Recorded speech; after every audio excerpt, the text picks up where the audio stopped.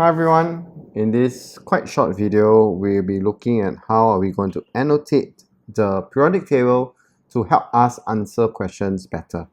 So in this first version of this video, we'll be doing annotating a few times throughout your syllabus, but in this is version 1. So in version 1 we'll be doing three things. Firstly, the metal non-metal staircase, after that period numbers, and then finally charges of ions. So let's start with staircase. So staircase starting from hydrogen. Over here you can see my pointer. We go across, hit boron, go down, go right, go down, staircase, right, down, right, down, right, down. Okay, so let me finalize the line for you. So like this, down, right. So firstly, the staircase. Let's try that again.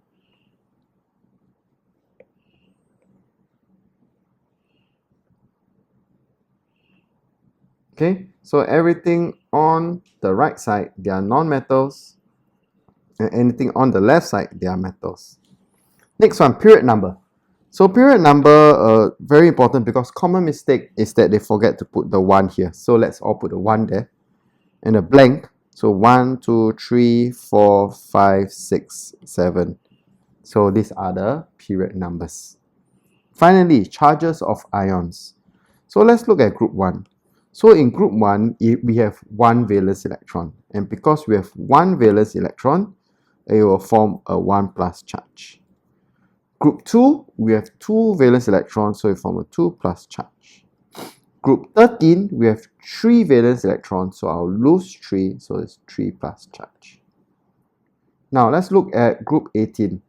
So in group 18, I already have a full valence shell, so I will not gain, I will not lose, so this is 0.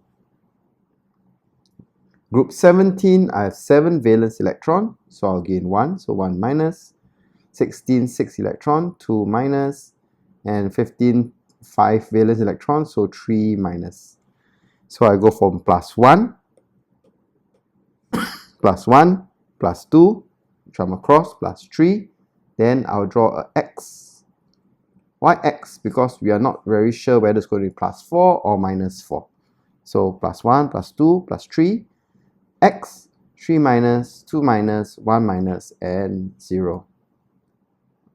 Okay, so this is how we annotate the periodic table to help us answer questions better in this chapter. I hope that has been helpful. See you in the next video. Bye.